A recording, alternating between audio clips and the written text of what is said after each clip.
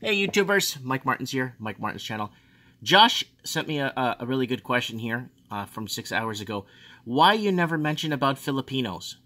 Why always Chinese? Because your wife is Filipino, why not mention capital flow from Canada to the Philippines? How much money that Filipinos from Canada to the Philippines?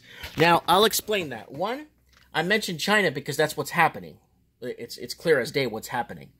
I'm not picking on the Chinese. If it was the French, the Germans, if it was the Russians, if it was Australians, I would straight out say it, right?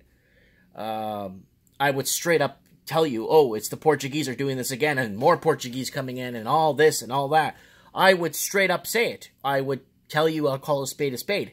But that's not what's happening. This is what's happening, and we're following. Now, okay, the Filipinos. Why do Filipinos send money back to their home? Because a lot of them are not permanents, and a lot of them have a really hard time getting permanent residency in Canada. So, this was put up about tons of Filipinos getting deported from Canada. And it's a lot, actually. 70,000. Most of them were targeted for Filipino temporary workers facing deportation. So, it's tough. A lot of them come for work and try to apply for permanent residency. It takes so long, and they basically get cut off and get deported back. So why are you going to put your money into Canada or invest or buy a property or whatever the case is, a car or whatever, when you're not going to be here, when you have to go back to your country after 4 years? So why would anybody want to put money here if they're not going to stay? You get what I'm saying. It's got to make sense here, right? A lot of the Chinese, wealthy Chinese that come, they're not troubled with immigration problems like other cultures do.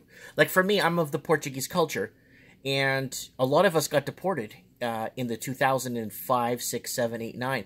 Tens of thousands of Portuguese were deported in Ontario, from Ontario to Portugal. So a lot of other cultures have it a lot easier, and it all boils down to money and who's got it, right? So if it was the Germans, I'd be picking on them. If it was the Japanese, I'd be doing the same thing.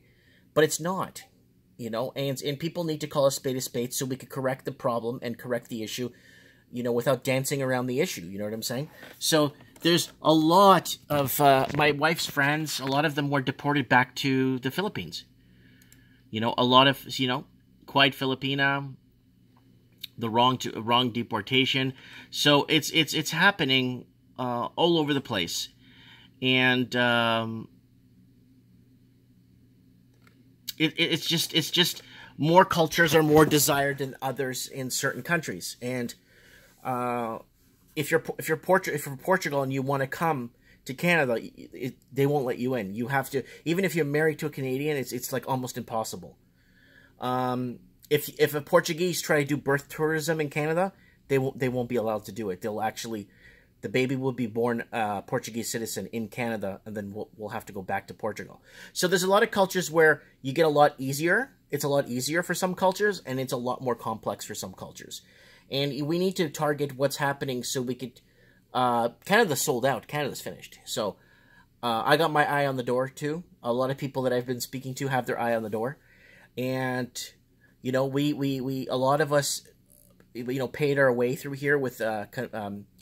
paying for the infrastructure and the houses and the roads and the hookups and all that stuff. We all paid for the infrastructure, and over the last... My parents did too. We all paid for the infrastructure. We all contributed.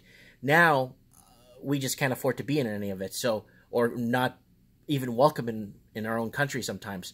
So this is what's happening, guys. So that's a really good question from Josh here, because I'm not picking on the Chinese. I'm just telling you what's happening so people understand. It's plain as day on articles. If it's the Germans, I'll say it. If it's the Japanese, I'll say it. If it's the Portuguese, I'll say it. We need to know what's going on and why we're losing our country. That's all I want to know. I'm just asking the questions. Let me know what you guys think. And for the Filipinos, send your money back home.